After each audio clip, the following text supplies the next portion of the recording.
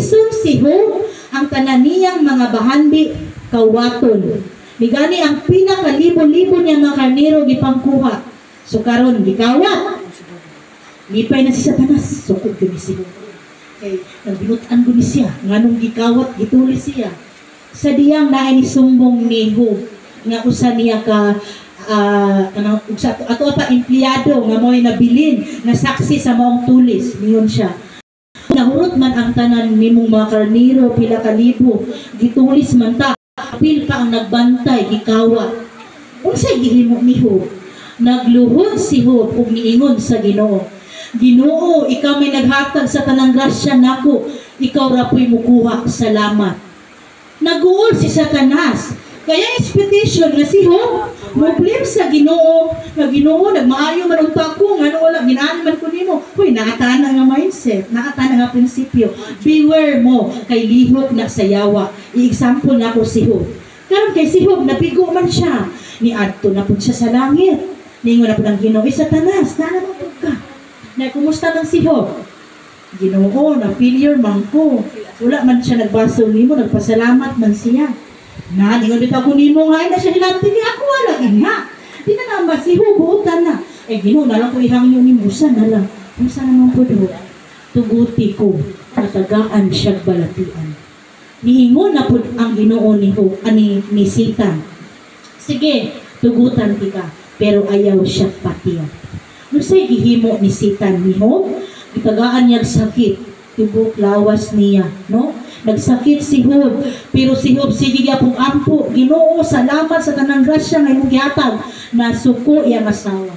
Mundangin na Job, sige kag-ampo niya, kadaghang dautan, naghimo diag dili maayo, wala sila sinuti. Samantalang kita, unsa man atong sala nga naghimo sa Ginoo, nga kita nagtinud-anon man niya, nganong nainahani man ang atong kinabuhi. Unsay gitubag ni Job sa iyang asawa. Magpasalamat ra balay ta sa Ginoo kung kalipay atong maangkon. Na sa ato pa nagkamot si Job, na ipakita niya sa Ginoo nga nahigugma ko nimo luyo sa kasakit nga na ako naangkon. Ang ito na mga barkada ni Job, wala nakasabot na nahitabo ni Job pagsulay ko. Gisaway pa siya, wala gyapon si Job, hantod na abot ang panahon, nagituno na galing ni Job na natawo siya din sa yuta, pero nag-ampo pagyapon siya sa Ginoo. Nagdaig na gyapon siya, luyo sa mga pagsulay nga naangko niya. Pero igsuon, unsay na itabo ni Job. Human nagipadayon niya, luyo sa kasakit nga nasiro balan si Job. Nagampo ragyapon siya sa Ginoo, nagmatarong ragyapon siya, gituman pagyapon niya ang para sa Ginoo. Ang tanang nawala ni Job, giuli ra sa Ginoo. Kung unsa siya kadato kaniadto, much more ang iyang kadato karon. So unsa may lesson learn nato tanan? Kung isulay man ta karon, wala man ko gabiin, no? Pero ang mensahe sa Ginoo gabiin ni Nanay Lucia, ang tanang mga balatian nga naa karon sa inyong lawas, maubo, mahubak, tanan pa, gikan na sayawa, kay nabigo naman siya nga tagaan mong problema, magampo, magyapon mo nako, rason balatian ang iyang gihatag. Mundili ta magsubo na naatay problema, no? Kung naatay problemang giatubang karon, mamalandong ka, ay nagbago man ko, naningkamot man ko, nangalagad man ko.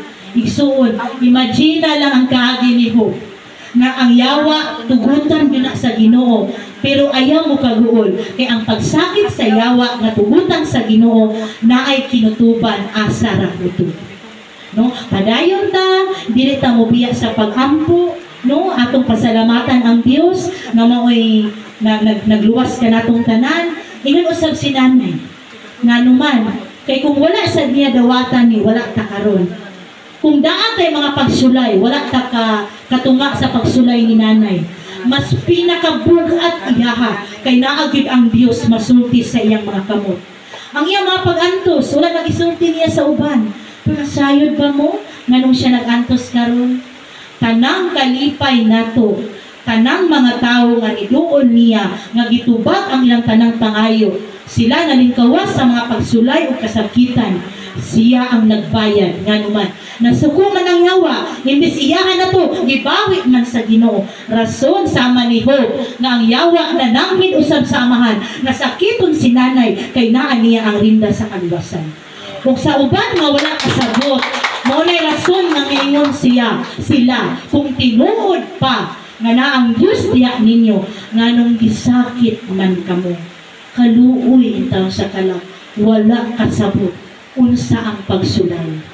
Usbo nako, kung doon naman tayo pagsulay karon, singgit mo sa kalipay, kay ang suffering is a blessing from God. Hindi na kukuko kung may hapon, may buntag ka na